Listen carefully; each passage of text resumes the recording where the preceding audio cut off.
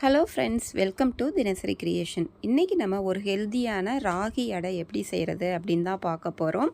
காலையில் பிரேக்ஃபாஸ்ட்டுக்கு எடுத்துக்கலாம், அப்படி இல்லைன்னா நீங்கள் டின்னருக்கு கூட யூஸ் பண்ணிக்கலாம். ஒரு நாளைக்கு ஒரு நேரமாவது மில்லட்ஸில் ஏதாவது சாப்பிட்டாக்கா ரொம்ப நல்லது. ராகி, கேழ்வரகு, கம்பு அந்த மாதிரி ஏதாவது ஒன்று, ராகி ஏதாவது ஒன்று எடுத்துக்கலாம்.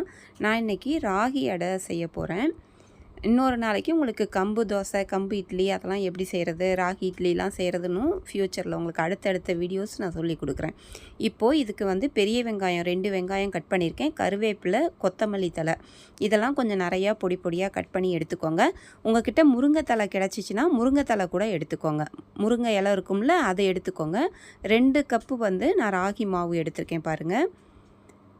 எங்கள் வீட்டில் 4 பேருக்கு நான் 2 கப் எடுத்திருக்கேன்.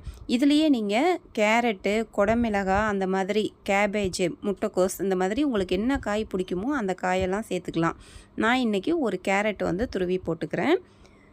உங்கள்கிட்ட என்னென்ன காய் இருக்கோ, உங்கள் குழந்தைங்க எந்த காயெல்லாம் சாப்பிட மாட்டாங்களோ அந்த காயெல்லாம் இந்த மாதிரி சீவி போட்டுக்கோங்க. பீட்ரூட் இருந்தால் பீட்ரூட் கூட போட்டுக்கலாம், ரொம்பவே நல்லாயிருக்கும்.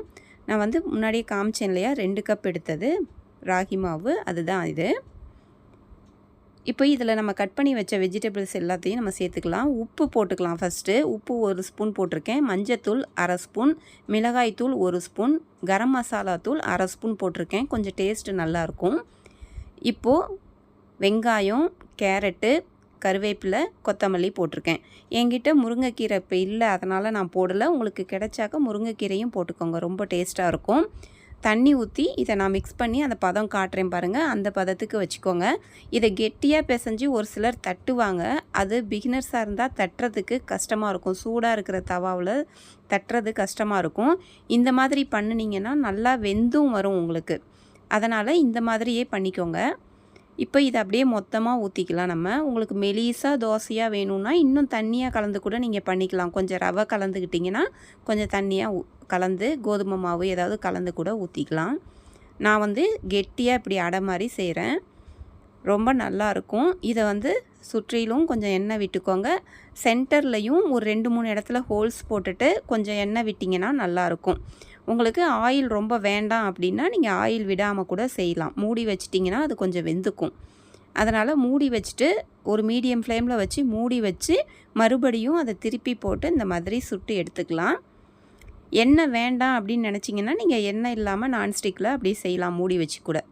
பாருங்கள், இந்த மாதிரி தான் சுட்டு எடுக்கணும், ரொம்ப டேஸ்ட்டாக இருக்கும். கமெண்ட்டில் உங்களுக்கு ஹெல்தி ரெசிபிஸ் ஏதாவது வேணும் அப்படின்னா சொல்லுங்கள், அந்த ரெசிபிஸ் நான் செஞ்சு காட்டுறேன். கம்பு, கேழ்வரகு, அந்த மாதிரி சோளம் இந்த மாதிரிலாம் இருக்குல்ல, அது ஏதாவது ஒன்று உங்களுக்கு என்ன வேணுமோ சொல்லுங்கள், அதை செஞ்சு காட்டுறேன்.